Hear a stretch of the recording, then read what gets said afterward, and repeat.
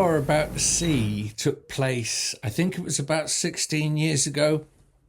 As a young father, I'd had this mad idea to invite the senior American poet Robert Bly, mythologist, to England with a whole host of other fantastic storytellers and poets. And amazingly, he came. And the whole thing was culminating with this final evening at St. James's in Piccadilly. Now, why St. James's? Because William Blake was baptised there, no less. And to have Bly and the senior Islamic scholar Leonard Lewisohn in Blake's church reading Hafez doesn't get any better than that. What do I remember about the day? I remember the day was incredibly hot. London was a furnace that day. And down on the tube, there's me and my friends. The only way we could get the books there from HarperCollins was carrying these enormous cartons of books down there in the belly of London. It was horrific, but we would have lined up 100 times over for the privilege. There's one copy still there. You witnessed that night old growth, prehistoric human beings with erudition and eloquence and ferocity and kindness, the like of which we can barely imagine now. It was a great thing to see, and I'm so grateful for Harry for having his camera out that day, and perfectly on time 16 years later. It's the exact moment for us to be receiving it. What you probably won't know is that I lost my shirt on the whole thing. I lost thousands and thousands of pounds. I didn't tell anybody about it, but somehow Bly heard. And a few weeks later, I was touring in America and I kept missing messages from him until at the last event, I was given an envelope. And in the envelope was a note from Robert in his gnomic script and a cheque that made up most of the shortfall. That was very typical of Robert, very typical of Lenny too. We will have characters like this again. But in the meantime, let's thank Harry for putting this together and enjoy this marvellous moment. This is a book called The Angels Knocking on the Tavern Door, which just arrived from New York. It's in the back. And we worked 14 years on this book because, never mind. What? Now, say a few words about Hafez, would you? Well, we're talking about the greatest poetic tradition in all the world's languages, which is the Persian language. When I say greatest poetic tradition, I should clarify that the greatest mystical poetic tradition in all the world's languages. So beginning with the 11th century, you have a great poet such as Ferdowsi, who wrote the Book of Kings, an immense epic, followed by Nasir Khosrow, writing a huge divan, a collected poems, followed by Sana'i, who wrote again a huge divan full of collected poems. We're talking about something like the Iliad and the Odyssey put together. That's the work of Sana'i, who died in 1135. Then after him we have Attar, who's the author of a huge divan of poems, 5 major masnavis, again several times the Iliad and the Odyssey put together. We're talking about 60,000, 70,000 lines. Then we come to Rumi, 25,000 lines, wrote the Masnavi in 6 books, wrote the Divan-e-Shams, 36,000 lines. And then we come to Hafez, died 1389, wrote, 400 ghazals, more or less. Very small amount compared to these giants. But he's the supreme lyrical poet. And he's supreme because he's taken all of these poets, he's interiorized them, he's absorbed their language, he's absorbed their metaphors, he's absorbed their wisdom, he's absorbed their theology, he's absorbed their theosophy, and he's absorbed their rhymes. So every ghazal of Hafez will have a reference to all of these people I just mentioned. Every line will have references, and the scholars will tell you. So what Robert and I did was, for 14 years, every year for about 2 weeks, we got together, and I went through the commentaries. You know, there's the study of Hafez in Afghanistan and Iran is like the study of Shakespeare in this country and the US. It's a huge subject. So you have journals of Hafez, many issues coming out every year. So I went through the commentaries. There are 6 or 7 major commentaries. I summarized them all for Robert. And then we sat down, and for each line we spent 4 or 5 hours going over the line, deciding what it meant in terms of its aesthetics, deciding what it meant in terms of its metaphysical references, what it meant in terms of its reference to previous poets, and finally what it meant in literal language. And then that was just the beginning.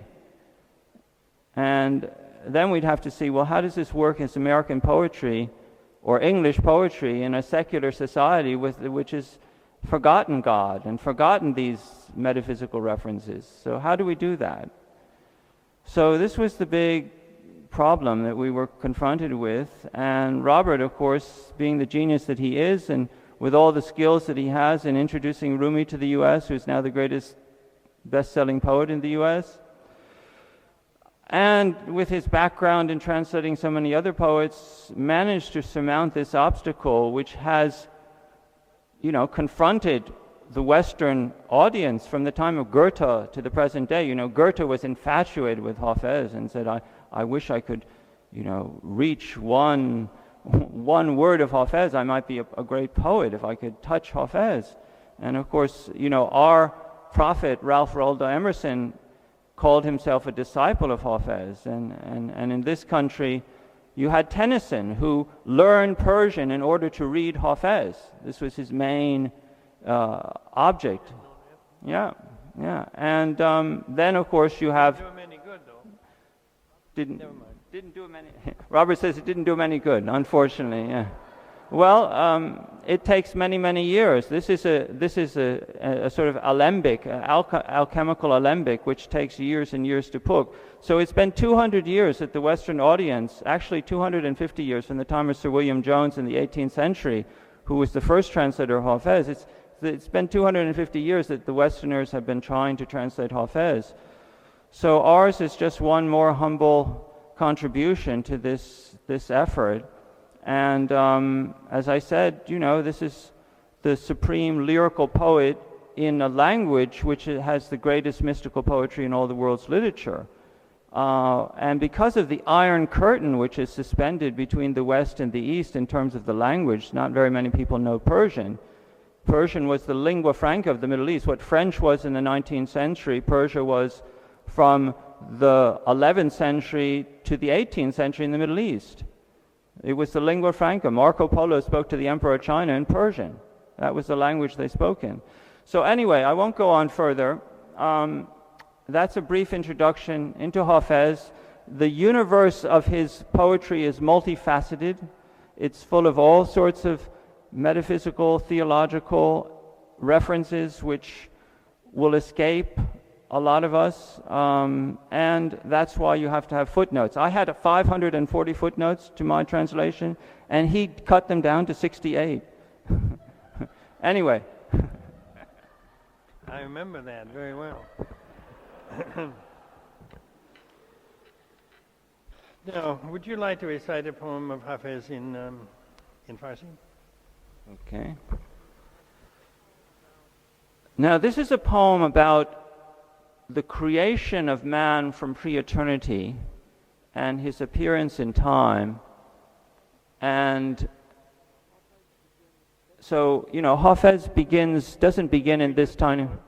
We did it, but it was so difficult that you decided not to include it in the book. But it goes like this: Dar azal parto husnet ze tajalli dam zad, ishq پیدا شد و آتش بر همه عالم زد. In pre-eternity, a ray of your beauty flashed forth. Love appeared and set fire to the whole world. That's just one line. So. One more step. Come on. عقل می‌خواست که از این شعله آتش برافروزد دست غیب آمد و بر سینه نامحرم زد. Reason came along and wanted to light his torch from that glow, but an invisible hand came out and smashed the chest of the intruder. Because you see, reason cannot comprehend love. Love transcends reason. So, and then the poem goes on, and on until you get to the present day. So that's the difference between the ghazal, the Hafez's ghazal. They're always referring to some transcendental occurrence, and that's why they're so beloved, because they elevate us out of this sentient realm of illusion. So I'll leave Robert to read some of the translations, and you can get a taste of this. Should we do this one called The Guest House with Two Doors? The red rose is broken open and the nightingale is drunk. You Sufis who love each moment freed from time, this amounts to a call to joy. The bedrock of our famous repentance seemed to be tough as granite. Look, the delicate glass cup has split the repentance at the first blow. Look, the delicate glass cup has split the repentance at the first blow. Offer us wine, because in the court of God's magnificence, what difference is there between the prince and a cop, between the sober man and the drunk? Offer us wine, because in the court of God's magnificence, what difference is there between the prince and the cop, between the sober man and the drunk? We travelers live in the guest house with two doors. Is that right? We travelers live in the guest house with two doors, and we must leave. Who cares if your life goes on underneath a big dome or a small one? Who cares if your life goes on underneath a big dome or a small one? The waiting station of pleasure and delight always includes suffering. In pre-eternity, our souls all bound themselves to that tragedy. So we have to ask Lenny now, what is this thing that's coming in? We don't even have it in English poetry. A state called pre-eternity, which we all lived through.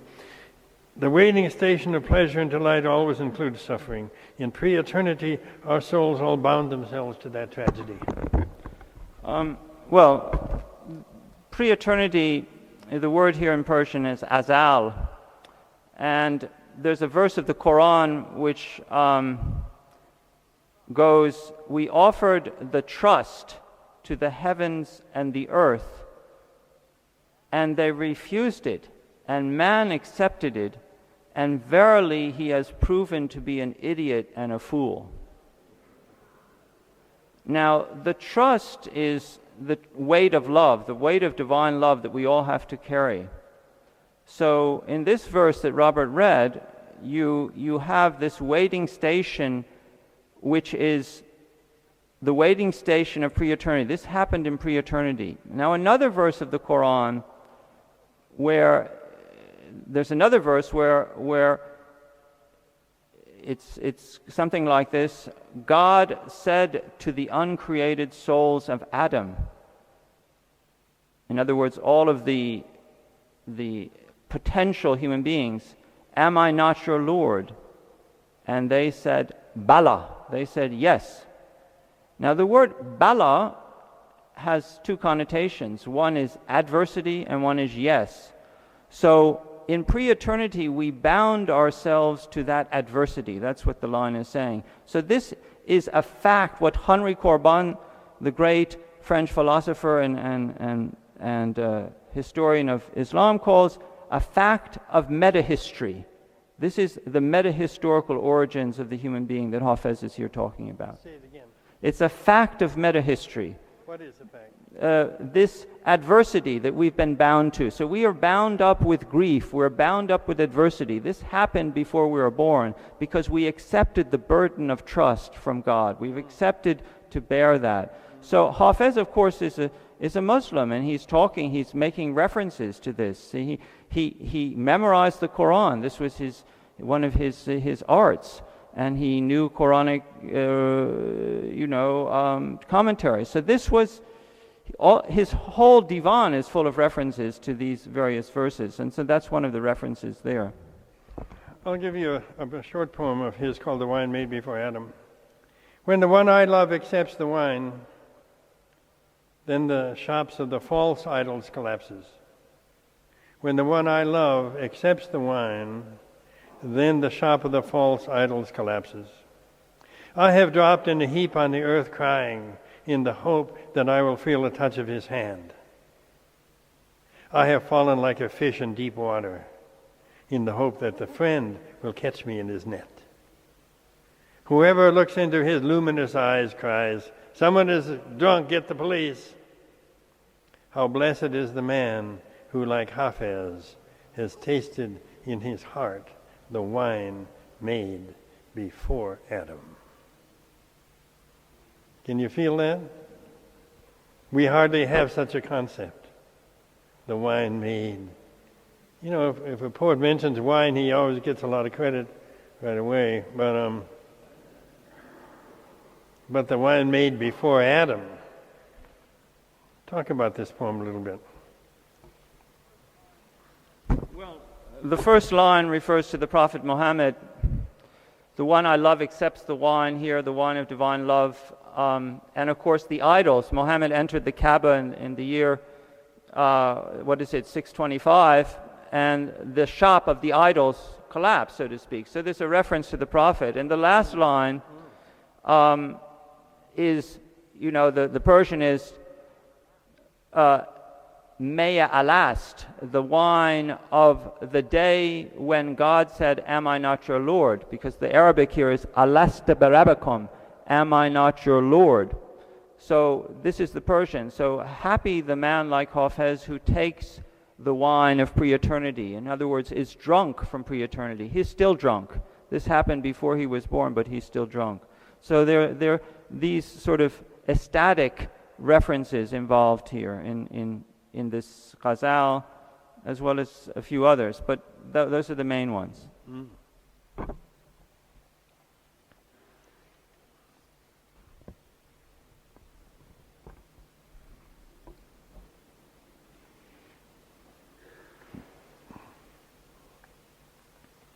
Should we do My Cloak Stained with Wine?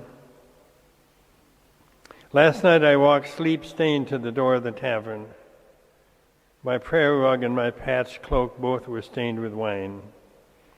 You want to say anything about the word tavern? Well,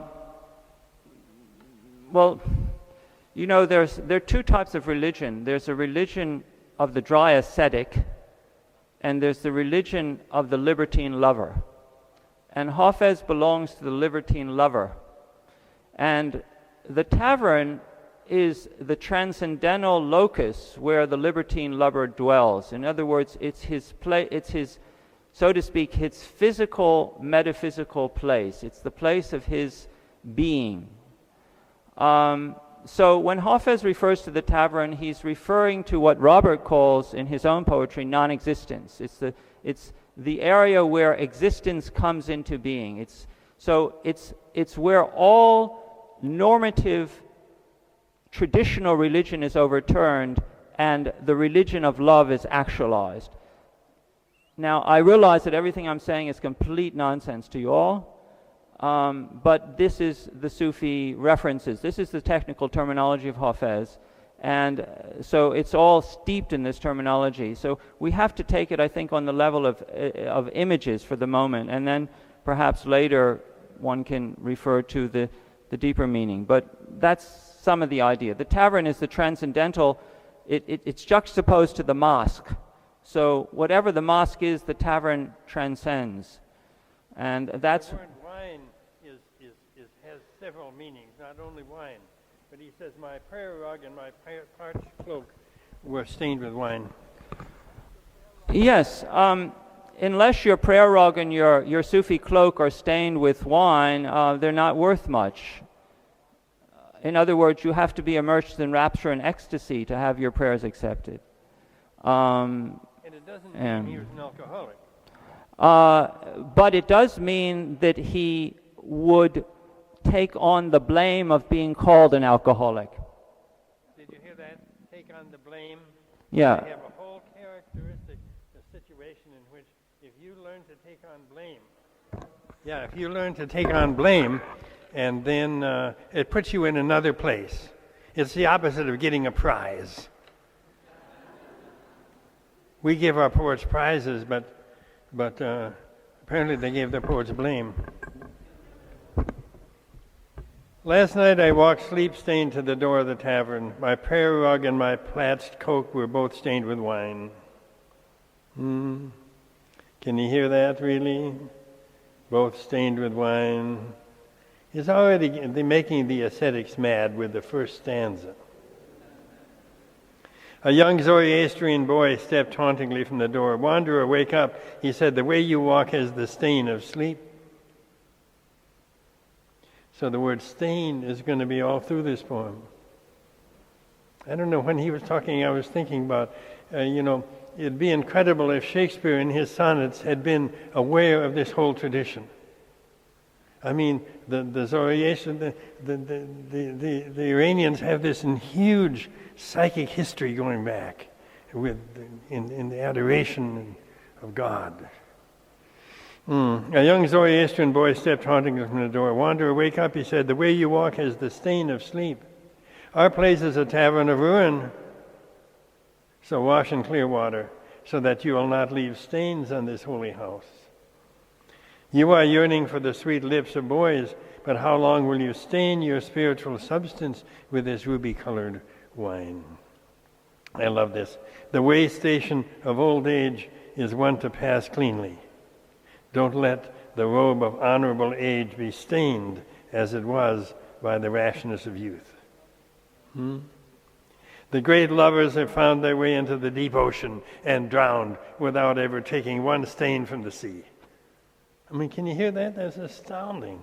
The great lovers have found their way into the deep ocean and drowned without ever taking one stain from the sea. I don't know what that means. You want to tell us? Do it. It's a reference to a sentence by Mansour Hallaj, who died in 922.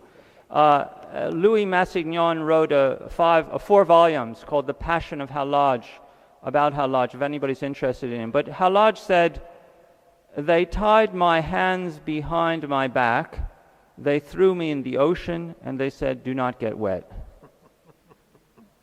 And he was executed, he was crucified. What did he mean by that? Well, that's what Hafez is alluding to, that the great lovers drowned in the ocean and they never got wet. In other words, they managed not, in this material world, they managed to live in detachment. In one of his other verses, Hafez says, I am the slave of that man's high will, who beneath these blue heavens is unaffected by anything that the stain of attachment adheres to. So it's an allusion to detachment, in short. The great lovers have found their way into the deep ocean and drowned, without ever taking one stain from the sea. Become clean and pure, come up out of nature's well. How could purity ever be found in well water stained with mud? I said to the soul of the world, does he change the subject? Whoa. He does this incredible thing and then just slightly has, I said to the soul of the world, a book of roses has no fault. How could the season of spring be stained by pure wine? The great one replied, just cut out selling your friends these subtle ideas. I love that. The great one replied, just cut out selling your friends these subtle ideas. Hafez, I said, the grace of the teacher is often stained with rebukes. So say something more. You're so brilliant. He knows everything. Well, I'm a servant of that man's high will who is detached from everything. The last line here that he quotes, he returns. You see, Hafez was a lover of beauty, and that's his distinction to the fundamentalist Puritan ascetic. So he's against the fundamentalists, he's against the Puritans. And he's saying at the last line, well, what does it matter if in the spring, we have a bit of wine and our books are stained and we enjoy nature? And the teacher says, okay, Hafez, that's enough. That's fine. I don't need to hear this. And he says, well, his grace is always stained with rebuke. So Hafez is always trying to bring in the transcendental aspect of nature, how God can appear in nature as well as appear in what's beyond nature and what transcends nature. And so at the end of the poem, he comes back to that reference, basically. You want the whole thing? Last night I walked sleep-stained to the door of the tavern. My prayer rug and my patch cloak were both stained with wine. A young Zoroastrian boy stepped hauntingly from the door. Wanderer, wake up, he said, the way you walk has the stain of sleep. And the Zoroastrian, he's bringing in the pre-Islamic religion. Our place is a tavern of ruin. So wash in clear water, so that you will not leave stains on this holy house. You are yearning for the sweet lips of boys, but how long will you stain your spiritual substance with this ruby-colored wine? The way station of old age is one to pass cleanly. Don't let the robe of honorable age be stained, as it was by the rashness of youth. The great lovers have found their way into the deep ocean. This is a stanza I love. The great lovers have found their way into the deep ocean and drowned, without ever taking one stain from the sea. Become clean and pure, come up out of nature's well. How could purity ever be found in well water stained with mud? I said to the soul of the world, a book of roses has no fault. How could the season of spring be stained by pure wine? The great one replied, just cut out selling your friends these subtle ideas. Hafez, I said, the grace of the teacher is often stained by rebukes. All right, I'll give you this one now, and we'll get Lenny to say something about it. It's only 7 stanzas. Her hair was still tangled, her mouth still drunk and laughing, her shoulders sweaty, the blouse torn open, singing love songs, her hand holding a wine cup. That's the first stanza. Her eyes were looking for a drunken brawl, her mouth full of jibes. She sat down last night at midnight on my bed. She put her lips close to my ear and said in a mournful whisper these old words, what is this? Aren't you my old lover? Are you asleep? The friend of wisdom who receives this wine that steals sleep is a traitor to love if he doesn't worship that same wine. Oh, ascetics, go away. Stop arguing with those who drink the bitter stuff, because it is precisely this gift the divine ones gave us in pre-eternity. See, that comes up again. This is the real gift the divine ones gave us in pre-eternity. Whatever God poured into our cup, we drank, whether it was the wine of heaven or the wine of drunkenness. The laughter of the wine and the disheveled curls of the one we love. How many nights of repentance, like Hafez's, have been broken by moments like this? What do you say about this? This is the most famous erotic poem in Persian literature. And basically you have a love scene in the first 3 couplets there, first 3 stanzas. And then the reason why this love scene is so important, that you find in other Persian poets as well, alludes to a principle of the Sufi path which Hafez summarizes in one line, which I'll just quote, where he says, "As halaf amad adat beju kami ki man kashr jama'at zaun zulf padishan kardam." From what comes contrary to your habit, seek contentment, for I found inner collectedness from those tangled curls. So what happens is that the man is alone in his chamber, and the girl comes in and says, "Hey, what about me? Aren't you my old lover?" And Hafez then says, and here it becomes not only an erotic poem, but it becomes a spiritual poem. It becomes a poem about divine love. He says, the mystic or the Gnostic who is given such wine which steals sleep is a traitor to love if he does not worship that wine. Now, what is that wine? That wine is the wine of the apparition of beauty in the form of human beings. You have to worship human beings. God appears and God is light to those poor souls who dwell in light, but doth a human form display to those who dwell in realms of day, said Blake. So you have to see God in his human form, and that's what Hafez is talking about.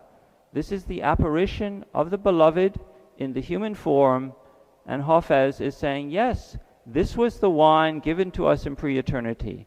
Go away, ascetic, you don't understand this. The friend of wisdom who receives that wine that steals sleep is a traitor to love if he doesn't worship that same wine. Or ascetics, go away, start arguing with those who drink the bitter stuff, because it was precisely this gift the divine ones gave us in pre-eternity. What do you want to say?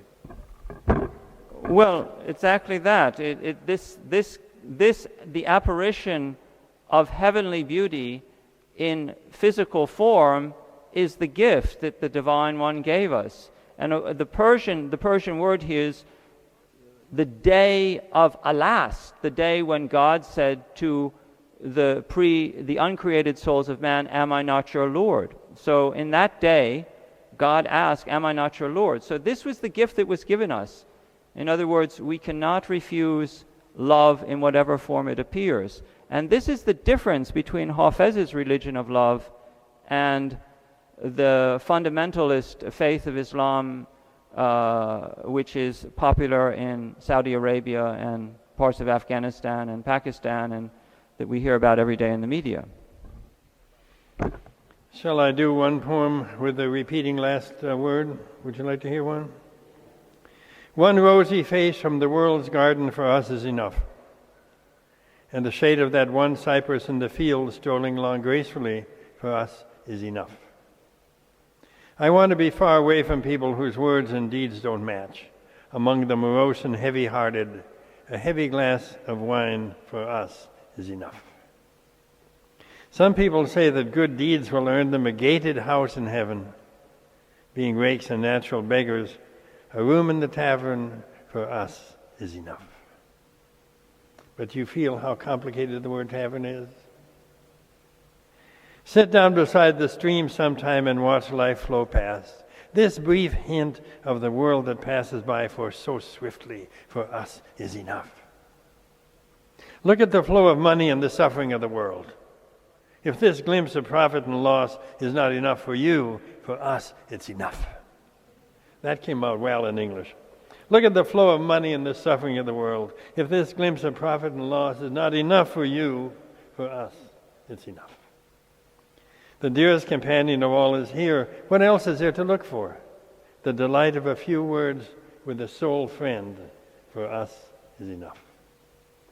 So that's that question that he asked you to, do you have a soul friend? A person that you can go to with one beautiful, complicated spiritual line that no one understands? And the two of you can talk about that for a long time. Anyway, I just love this phrase, the soul friend. Don't send me away from your door, O God, even to paradise.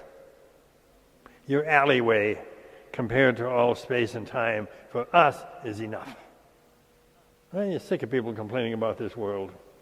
I'm too good for this world. Don't send me away from your door, O God, even to paradise. Your alleyway, compared to all space and time, for us is enough. It's inappropriate, Hafez, for you to complain about your gifts from fate. Your nature is like water.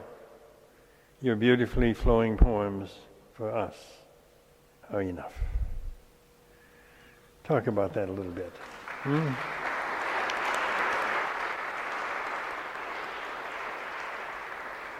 Do you understand how difficult it was to translate with this man sitting here? I mean, we could easily take 4 days on this one poem. And I'd say, come on, Lenny, that's enough. I can't take in anymore. He said, no, you're going to listen to this. Isn't that right? What do you want to say about this poem?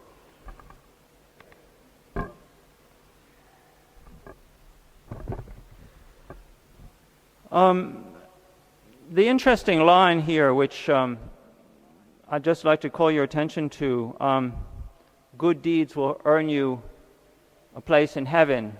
Being rakes and natural beggars, a place in the tavern for us is enough. The idea here is that it's, you know, there's in Christian theology you have the contrast between faith and works. You know, are you justified by your faith, as Luther said, or are you justified by your works? You know, what justifies you? What brings you salvation? And so Hafez is very much on the side of those that say we're justified by our love, we're justified by our faith. So a room in the tavern, a room in the palace of self-abasement and self-negation for us is enough. We don't need our good works. I mean, in brief, that's a sort of one of the theological allusions there. And it should also be mentioned that in January, one of my dear friends, who is a great storyteller named Shusha Guppy, passed away. She got cancer. And I went to her bedside and read this poem in English. Of course, she has it memorized in Persian. Every literate Iranian will have this poem memorized. This is the way they live. That's why they have their soul. And I read it in English to her, and she said, well, it's obvious that we're immortal. She died the next day, unfortunately. Now, what would you like to say that you haven't said yet, Lenny? Lock the doors.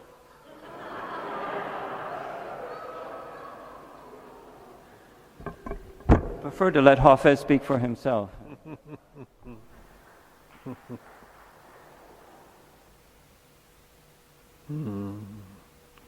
Well, shall we do one more poem before we let them go? What do you say, Lenny? Have we done Not That Great? The stuff produced in the factories of space and time is not all that great. Have we done that poem? Bring some wine, because the sweet things of this world are not all that great. I love that. Heart and soul are born for ecstatic conversation with the soul of souls. That's so great. Heart and soul are born for ecstatic conversation, not with the soul, but with the soul of souls. That's it. If that fails, heart and soul are not in the end that great. If that fails, heart and soul are not in the end that great. Don't become indebted to the tuber and see, these are trees in paradise. We have them in the Christian tradition too. What do we call them in Christian tradition? The trees in heaven? You're in a church, you ought to know this stuff. Anyway, don't become indebted to those trees in heaven just to have some shade. My Cyprus friend, on second glance, those trees are not all that great. The true kingdom comes to you without any breaking of bones. If that weren't so, achieving the garden through your own labors wouldn't be all that great. I love that to say, without any breaking of bones. In the 5 days remaining to you in this rest stop before you go to the grave. It took us a long time to get this word rest stop. It's like those places on the turnpike, Pensy Turnpike. In the 5 days remaining to you in this rest stop before you go to the grave, take it easy. Give yourself time, because time is not all that great. I don't know how this can be so funny. You who offer wine, we are waiting on the lip of the ocean of ruin. You who offer wine, we are waiting on the lip of the ocean of ruin. Take this moment as a gift, because the distance between the lip and the mouth is not all that great. I don't know what that means. It's great. Take this moment as a gift, for the distance between the lip and the mouth is not all that great. He's going to change the subject again, isn't he? The state of my being miserable and burnt to a crisp is proof enough that my need to describe my condition is not all that great. That's sort of rebuke to the confessional poets, you know what I mean? The state of my being miserable and burnt to a crisp is proof enough that my need to describe my condition is not all that great. You Puritans on the cold stone floor, you are not safe from the tricks of God's zeal. The distance between the cloister and the Zoroastrian tavern is not, after all, that great. Well, can you see how he's just on the line here of getting into a lot of trouble? And there isn't any indication of severe. It's one story is clear, I guess, that his wife, the government authorities came to the house once, and his wife burned 20 of the poems. So there was some tension. You Puritans on the cold stone floor, you are not safe in the tricks of God's zeal. The distance between the cloister and the Zoroastrian tavern is not, after all, that great. The name of Hafez has been well inscribed in the books. But in our clan of disreputables, the difference between profit and loss is not all that great. Say something about that quote.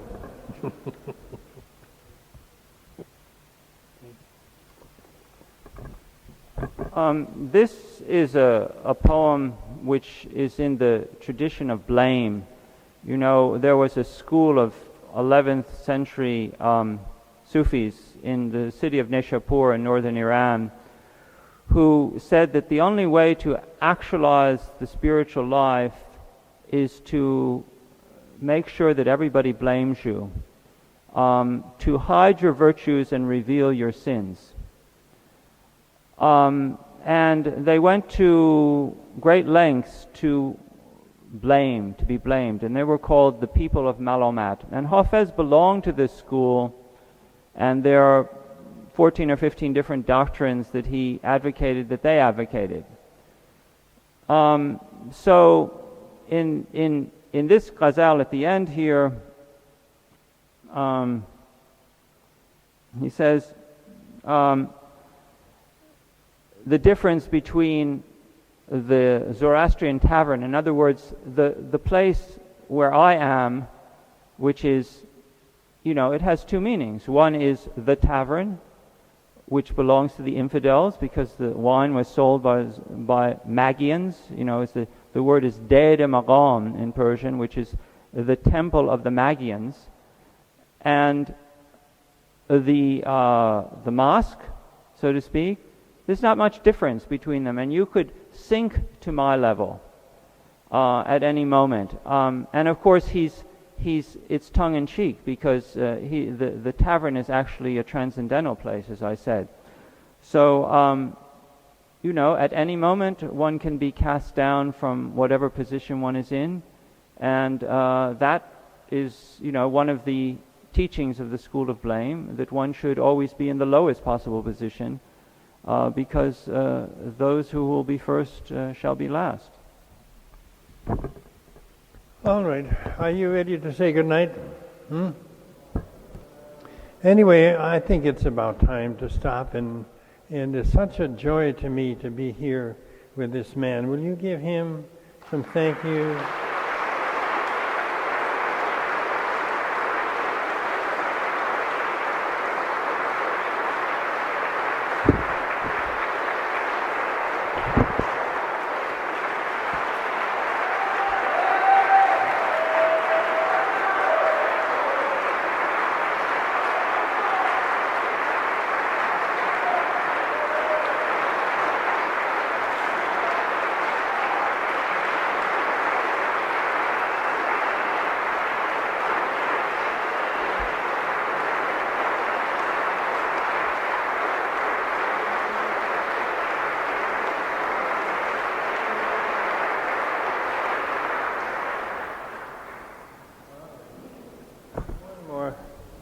one should we do?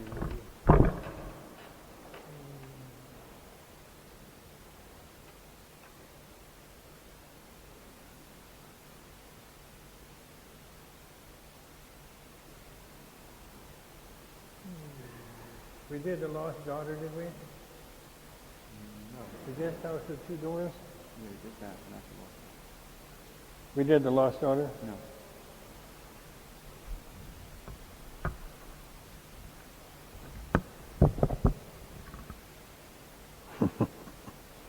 Send out the criers, go to the marketplace of souls. Hear, hear, all of you in the colonnade of lovers, here it is. For several days now, the daughter of the vine is reported lost. Call all your friends. Whoever is near her is in danger. Her dress is ruby-colored. Her hair is done in sea foam. She takes away reason. Be alert. Watch out for her. If you find this bitter one, you can have my soul for dessert. If she's in the underworld, then that's the place to go. She's a night woman, shameless, disreputable, and red. If you do find her, please bring her to Hafez's house. Can you feel it? All right. Would you like to read this one? You do. Just for fun.